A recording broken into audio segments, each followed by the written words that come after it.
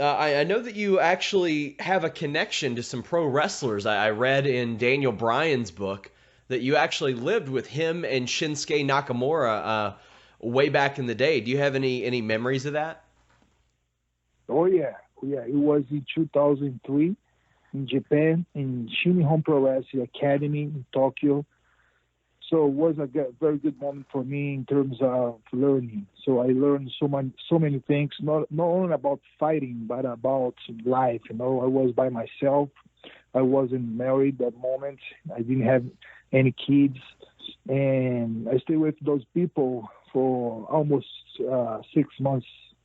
And I was there and lived there, eat there, train with them sometimes.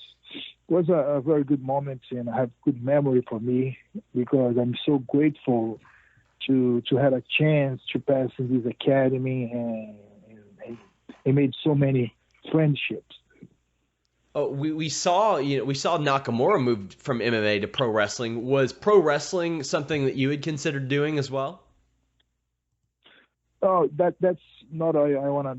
I don't wanna do pro wrestling, so I trained it then. I trained it there back in the days, but it's not something that I really appreciate. You know what I mean? Like Sure. I respect. I like to watch sometimes, but I don't like to do it.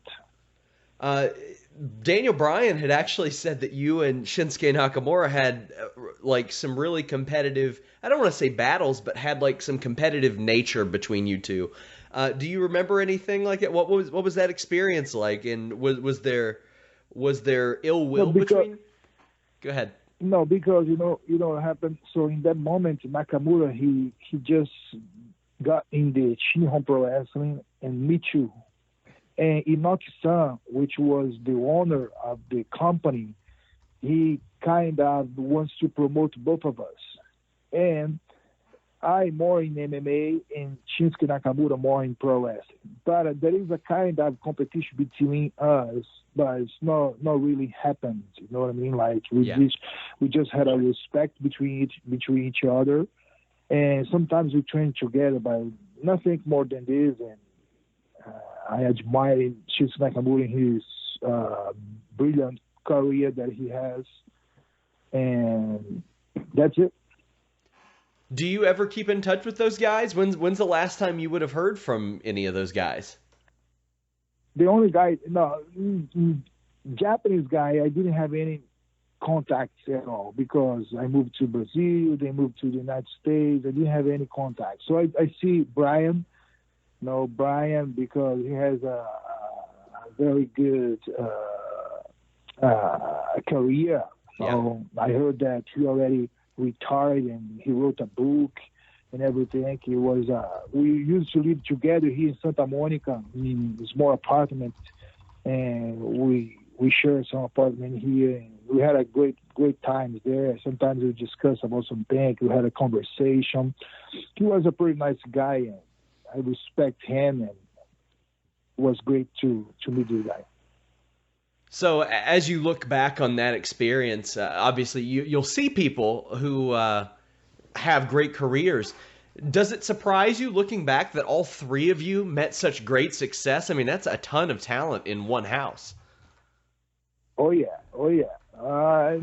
I'm so grateful to be there, to have a chance to be there, and so happy to see all these legend fighters, in different activities. So they are fighting pro wrestling, and I'm so happy to see their success. So especially Brian, because one day I was watching TV and I saw Brian was yelling. He was with beard, and the moment that I met him, I didn't recognize him at the right way. So after that, I saw, hey, I used to live with this guy. It's a Brian, such a nice guy, and he was so successful here in pro wrestling. Great. I was so happy because of that. Obviously, Antonio Inoki is a huge legend in pro wrestling, and there's the video of the Inoki slap after I believe it was the fight in maybe 2000. Uh, did when that happened, did that surprise you, or is that kind of the thing that you knew was coming? It's rumored that that's a sign of respect from Antonio Inoki. So actually, they slapped from Antonio Inoki. Every Japanese guy, they want to be slapped from Antonio Inoki because it's a story. There was a story in Japan that he slapped the face a little guy, a little boy, and the guy had a very success in his career. So, and nowadays, every Japanese guy wants to have to be slapped from Antonio Inoki because they want to be successful. And I didn't expect in that moment because I was seeing that he was slapping in front of me a lot of guys, Fujita-san, Japanese guy, Kazuyuki Fujita, who fought Fyodor Emelianenko back in the days.